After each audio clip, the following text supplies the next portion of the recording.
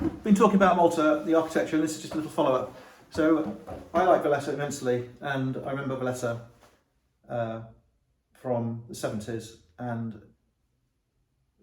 my father would drive up by the Phoenicia and would park near the buses and would pay a parker, and the parker would have saved his place for the nervous parkers, the English, who don't want to leave keys, and they would save a place, and my father would get a place and he'd give the man some money. Some of the locals would give the man the keys and they would double park. And we would go into Valletta over the old bridge, the old bridge and through the old gate, the 1950s gate. And we look at the ditch and we look at the shops and we look at the meat market and buy some Kodak, and we'd buy a newspaper and buy lolly and some Coke and sit in the square, look at the Queen, Victoria, and we would look at Baraka and look at the horses and have a great time. And we'd walk back, we'd go to Phoenicia to use the toilet. My father would buy beer. We would sometimes go to the pool and have a meal. So my memories of Malta are gilded memories, and I love going to Malta, to Valletta now. And I go to Valletta and I park by the Phoenicia on the left, by Freedom, I think it's called Freedom Ground, so Independence Ground. And I park and I give the man €1 or 50% if I'm feeling stingy. And there's nearly always a space, but there's always litter, especially up towards Floriana. There's so much litter, it is almost impossible amount of litter. Sometimes it's that thick. And it's this capital city, and every tourist sees it, drives past it or gets driven past it. And I find it amazing that it's on Independence Ground 50 years later, whatever it is. It's in such a state. But I park there anyway. I walk up into Valletta and I look at the area where the buses used to be, and it's now a piazza. I preferred it when the buses were there. I like the kiosks. You could buy some cigarettes, you could buy some sweets. There was employment, there was noise, there was character. What they've done is balmed it. Yes, it looks very clean, but they've ruined it.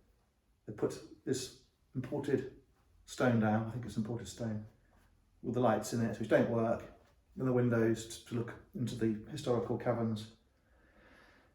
And in the summer it's too hot, and in the winter it's too open. And you either get cooked on the way into Valletta, it's in the summer, or in the winter you get blown sideways.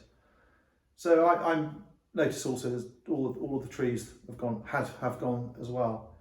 So I'm obviously comparing as I wander around. I go through the horrible gateway that was built by Renzo Piano, the Italian, and I look at the cladding and the ironwork and the railings, and you get through the breach, which is an Egyptian design, because there were temples in Egypt. That's the shape of an Egyptian door to a temple. I go through into the, I think it's called Republic Street. It was once called Strada Real, and then it was called Kingsway. I think it's now called Republic Street. You go through, and on the right you have this new parliament. And they've spent a lot of money on it. The Maltese have spent a lot of money on it, probably the European Union as well. And there is this hideous building. It is so awful. The top of it has redeeming qualities because the stonework's quite interesting. But the lobby is really like something in an industrial estate. It's just a glazed blocks, and they've gone to all the trouble of getting all the fittings carefully placed and lighting right. But they forgot when they built it that the tourists would wander underneath to look at the lobby, and the security don't like that, so they have these galvanised railings, which are temporary galvanised railings. And there have been temporary galvanised railings, like the ones you get at football stadiums to keep the hooligans out. There are temporary galvanised railings in front of that building, mobile ones, but they're there all the time. They've been there for 10 years. And they never take them away, because they don't want the tourists touching the glass, because it makes, as I say, makes the security people nervous. And it's stupid. I I'm sorry to be rude, it's stupid.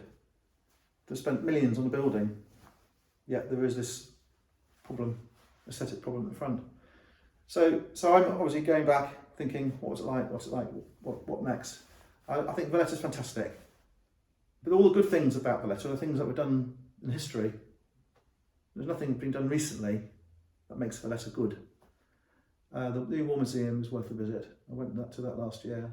They've done a good job at Elmo, preserving the buildings. And there's such a lot to do in Valletta. It's the most fantastic place. I think that the catering is getting a bit pushing a bit far out in some of the streets, and perhaps some of the signage is starting to get a bit loud and garish. But I think on the whole, Valletta is wonderful.